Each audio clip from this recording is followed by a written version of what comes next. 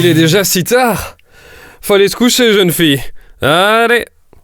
Non, ça commençait justement à devenir intéressant. Tu es restée debout plus tard que d'habitude. Tu as école demain, jeune fille. Allez, écoute ta maman.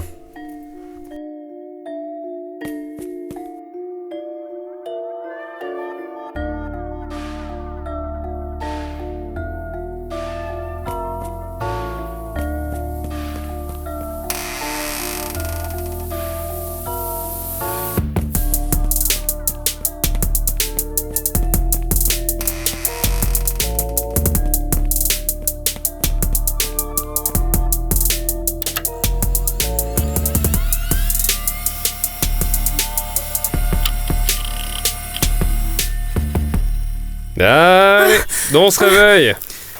Je suis désolée, je n'étais pas en train de dormir. Ouais, eh bien, je comprends que les cours peuvent être ennuyeux, mais essayez de rester éveillé en tout cas. Merci.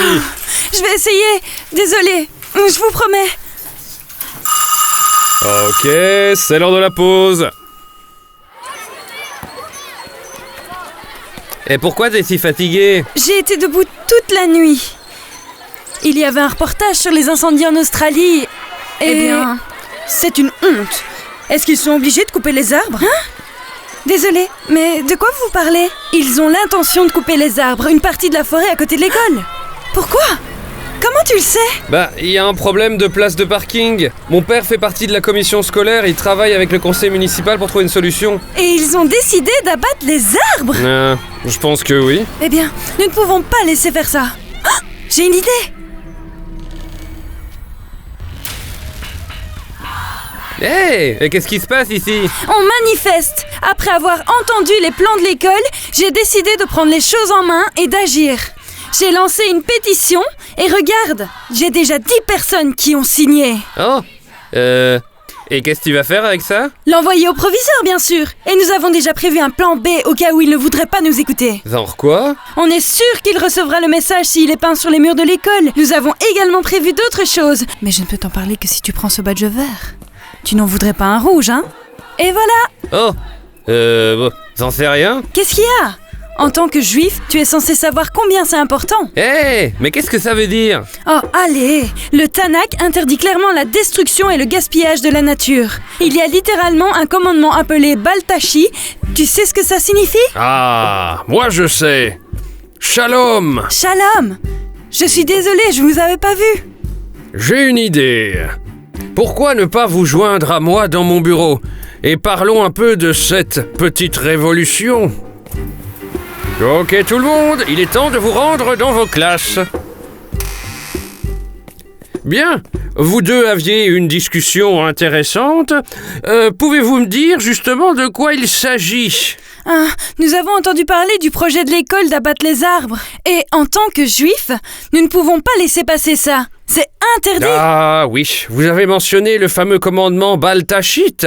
Alors, que pouvez-vous me dire à ce sujet? C'est un commandement du livre de la Genèse qui signifie « Tu ne détruiras pas ». C'est un commandement négatif car il vous interdit de faire quelque chose. Dans ce cas, il interdit à l'école de détruire la forêt par négligence. Je vois. Eh ben, ceci pourrait vous rassurer. La commission scolaire et le conseil municipal ont accepté de créer un nouvel arrêt de bus.